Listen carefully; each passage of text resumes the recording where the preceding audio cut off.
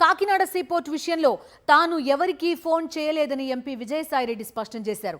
KV రావు తిరుమలకు వచ్చి దేవుడి ముందు నిజాలు చెప్పాలని సవాల్ చేశారు. తాను తప్పు చేస్తే ఏ శిక్షకైనా సిద్ధమన్నారు. కాకినాడ పోర్ట్ షేర్ ట్రాన్స్ఫర్కు తనకు సంబంధం లేదన్నారు. కేవీ రావు మీద సివిల్ డిఫమేషన్ వేస్తానన్నారు. తనకు సంబంధం లేని విషయంలో ఆరోపణలు చేశారని మండిపడ్డారు. ఈడీ విచారణలో తనను మొత్తం 25 ప్రశ్నలు అడిగారని చెప్పారు. ప్రధానంగా కేవీ రావు చేసినటువంటి ఆరోపణలు, నేను కేవీ రావుకి మే మాసం 2020 సంవత్సరంలో ఫోన్ చేసి విక్రాంత్ రెడ్డి అనేటటువంటి వ్యక్తి వస్తాడు, అతనితో మీరు కాకినాడ సీపోర్ట్స్ విషయం మాట్లాడండి అని చెప్పినట్లుగా ప్రధానమైనటువంటి ఆరోపణ. రెండవ ఆరోపణ, Ranganathan and company chartered accountants, Sridhar and సంతానం చార్టెడ్ అకౌంటెంట్స్, ఈ 2 ఫర్మ్స్ని కింద నేను ఫోరెన్సిక్ ఆడిట్ కోసంగా రికమెండ్ చేసినట్టుగా రెండవ ఆరోపణ కేవీ రావు చెప్పారు. ఈ విషయంగా ఎన్ఫోర్స్మెంట్ డైరెక్టరేట్ అధికారులు అడిగినప్పుడు నేను 4 విషయాలు వాళ్ళకి చెప్పడం జరిగింది. మొదటిది, కేవీ రావు అనేటటువంటి వ్యక్తి ఎవరో నాకు తెలియదు,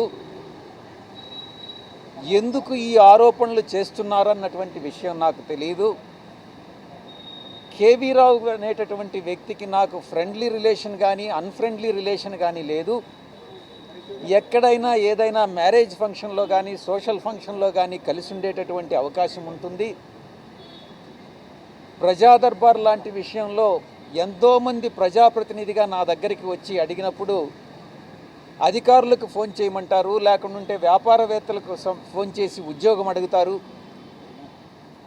అలాంటివి కొన్ని కోకొల్లలు ప్రతిరోజు కూడా చాలామంది అప్రోచ్ అవుతూ ఉంటారు. ప్రతి ఒక్కరికి కూడా ఫోన్ చేయడం జరుగుతుంది. కాకినాడ సీపోర్ట్స్ విషయంగా కేవీ రావుకి నేను ఎటువంటి ఫోను చెయ్యలేదు, విక్రాంత్ రెడ్డిని పంపిస్తానని నేను చెప్పలేదు అన్నటువంటి విషయం చాలా స్పష్టంగా చెప్పడం జరిగింది.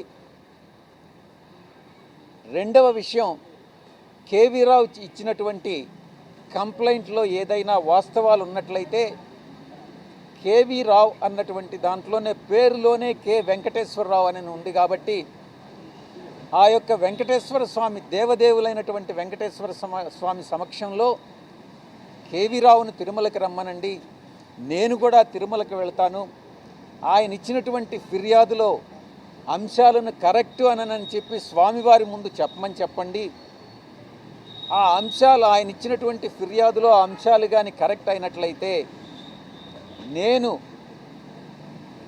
నా యొక్క ఆరోగ్యం దెబ్బతింటుంది, దేవుడు నన్ను పనిష్ చేస్తాడు, అదే ఇచ్చినటువంటి ఫిర్యాదులో అవి అవాస్తవాలు అన్నట్లయితే కేవీ రావు అనేటటువంటి వ్యక్తి దేవుడు శిక్షిస్తాడు అన్నటువంటి విషయాన్ని చెప్పడం జరిగింది. ఇక రెండవ అంశం, కేవీ రావు చెప్పినట్లుగా మే మాసం 2020 సంవత్సరంలో నేను కేవీ రావుకి కానీ ఫోన్ చేసి ఉన్నట్లయితే మీరు కాల్ రికార్డ్స్ అంటే సిడిఆర్ కాల్ డేటా రికార్డ్స్ని తెప్పించండి, అది వెరిఫై చేసి నేను కేవీ రావుకి కానీ ఫోన్ చేసినట్లయితే నేను చేసినటువంటి తప్పు నేను ఒప్పుకుంటాను, నాకు తెలిసి నేను కేవీ రావుకి ఈ విషయంగా ఫోను చేయలేదు అన్నటువంటి విషయాన్ని చాలా స్పష్టంగా చెప్పడం జరిగింది. మరొక అంశం, కేవీ రావు చెప్పేదే కానీ కరెక్ట్ అయితే కేవీ రావుని పిలవండి, కేవీ రావుని నన్ను ఎగ్జామిన్ చేయమనండి, నేను కేవీ రావుని క్రాస్ ఎగ్జామిన్ చేస్తాను, ఈ క్రాస్ ఎగ్జామినేషన్లో విచారణలో మీ సమక్షంలో జరిగేటటువంటి ఈ యొక్క క్రాస్ ఎగ్జామినేషన్లో వాస్తవాలు ఏందనేటటువంటివి బయటపడతాయి, కాబట్టి మా ఇద్దరికి క్రాస్ ఎగ్జామినేషన్ అన్నటువంటిది మీరు అరేంజ్ చేయండి అన్నటువంటి విషయాన్ని నేను చెప్పడం జరిగింది. ఇక ఈ యొక్క రెండవ అంశం, chartered accountancy firm Ranganathan and company, Santhanam and కంపెనీని, శ్రీధర్ అండ్ సంతానంని ఎవరు పరిచయం చేశారు ప్రభుత్వానికి అన్న విషయానికి వచ్చినప్పుడు ప్రశ్నించినప్పుడు నేను ఒక్కటే చెప్పాను, ఆంధ్ర రాష్ట్ర ప్రభుత్వంలో నేను భాగస్వామిని కాదు, నాకు తెలియదు. ఈ యొక్క కాకినాడ సీపోర్ట్స్ వ్యవహారానికి, షేర్ ట్రాన్స్ఫర్ విషయానికి నాకు ఎటువంటి సంబంధం ప్రత్యక్షంగా కానీ పరోక్షంగా కానీ నాకు లేదు అన్న విషయాన్ని చాలా స్పష్టంగా చెప్పడం జరిగింది. ఎన్ఫోర్స్మెంట్ అథారిటీస్ ఏం చెప్పారంటే, మీకు అటువంటి సంబంధం లేనప్పుడు ఫిర్యాదుదారు ఎలా ఫిర్యాదు చేస్తారు? ఏదో ఒక రకమైనటువంటి సంబంధం ఉంటేనే కదా ఆ ఫిర్యాదు వస్తుంది.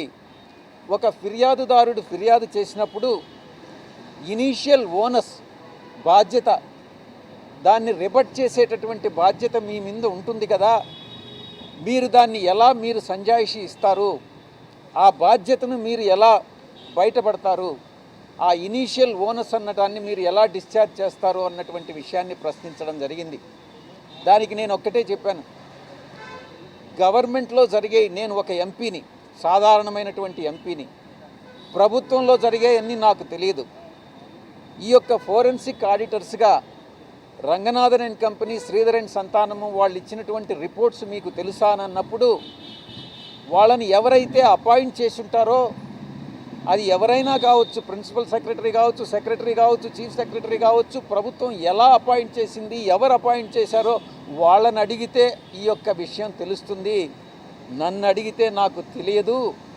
మీరు ఎవరైతే సంబంధిత అధికారులో వాళ్ళని మీరు ప్రశ్నించినట్లయితే వాళ్ళకి తెలుస్తుంది. ఈ రకంగా ఇనీషియల్ ఓనస్ ఏదైతే మీరు చెప్తున్నారో నా మీద ఉందన్నటువంటి విషయాన్ని, ఆ ఇనీషియల్ ఓనస్ని నేను డిశ్చార్జ్ చేస్తున్నాను, మీరు అధికారులను మీరు ప్రశ్నించండి అన్నటువంటి విషయాన్ని తెలియజేయడం జరిగింది.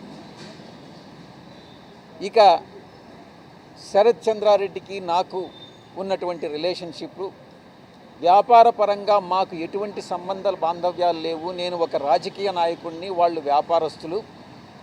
నా యొక్క కూతుర్ని వాళ్ళ ఇంట్లో మ్యారేజ్కి ఇవ్వడం జరిగిందే కానీ బియాండ్ దట్ ఏ రిలేషన్షిప్ లేదు, ఒక కుటుంబ రిలేషన్షిప్ మాత్రమే అన్నటువంటి విషయాన్ని చాలా స్పష్టంగా చెప్పడం జరిగింది.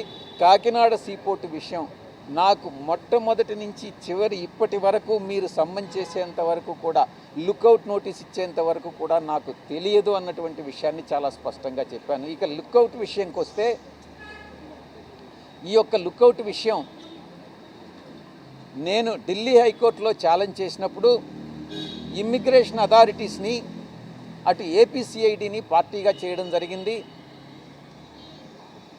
ఇమ్మిగ్రేషన్ అథారిటీసు ఆర్గ్యుమెంట్ చేసేదానికి బదులుగా కోర్టులో ఏపీసీఐడి ఈ యొక్క కోర్టుకు జ్యూరిస్డిక్షన్ లేదు, ఏపీ హైకోర్టుకి పిటిషనర్ అప్రోచ్ కావాలి అన్నటువంటి ఆర్గ్యుమెంట్ని, వితండమైనటువంటి ఆర్గ్యుమెంట్ చేయడం జరిగింది.